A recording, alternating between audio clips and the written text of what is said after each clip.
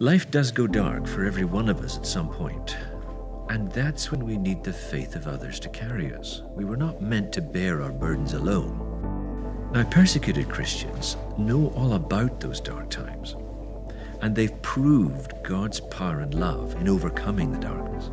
So if we can listen to their stories, we get the strength to face the dark and see the loving face of God.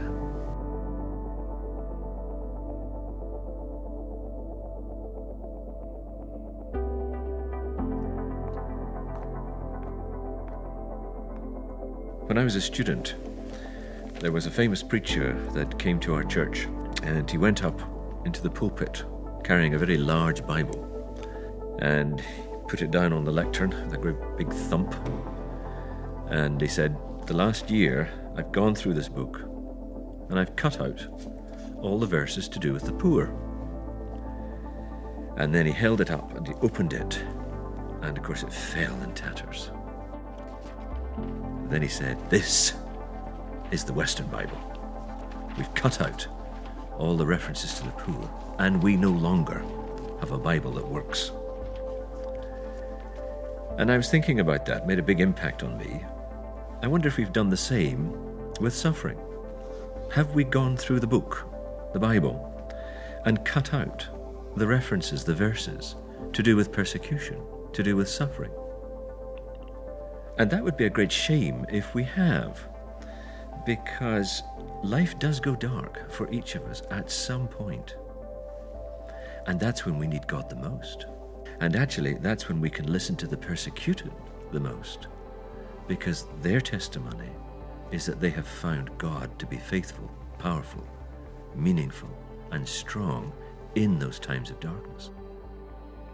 This is what this series, Dangerous Faith, is all about. Letting the persecuted, using their story to put our Bible back together again, so that we have a book that works.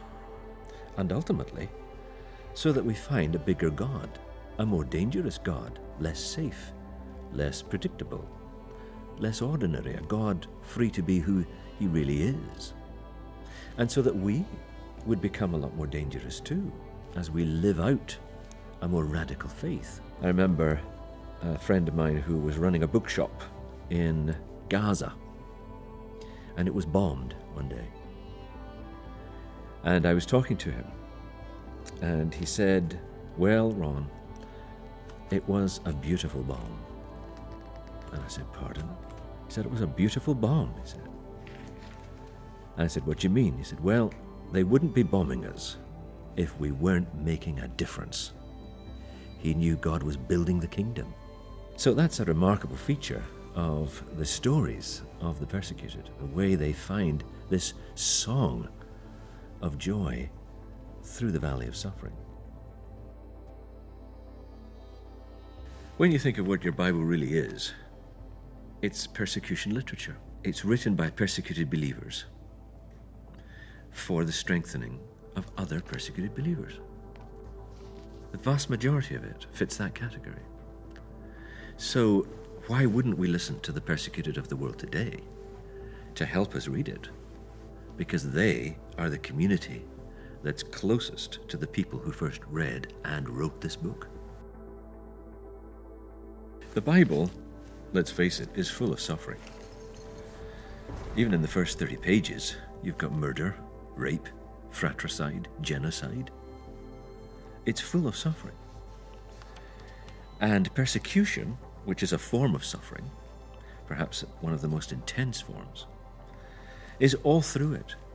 Think of the Old Testament. The Old Testament is really the story of a minority group of people, the Jews, who are always under threat of extinction because they're surrounded by enemies that want to do them harm. And still, remarkably, they managed to bring God's light to the nations. The Gospels see Jesus Christ persecuted onto a cross, and yet through that death and resurrection, he offers salvation to everyone. The epistles are really all about a church that is deep underground. And Paul, of course, who's the most well-known correspondent, he's writing a lot of his letters from a jail cell. And yet, look how he takes the gospel to the ends of the earth. And the Bible climaxes actually with this large, dense, amazing, symbolic book called Revelation. That's also written by John, who's in exile at the time. And it's all about how to keep believing that God's eternal kingdom is being built, even though the beast appears to be winning. And that's where the Bible ends, with that great picture of how through the blood of the martyrs, God builds this wonderful, eternal, and phenomenal kingdom. Persecution's central to the book. I don't think we can make enough sense of the Bible if we don't really take the suffering bit seriously, especially the persecution elements seriously. Otherwise, we may not have a book that works, and we may have a God that is not strong enough when we go through the hard times.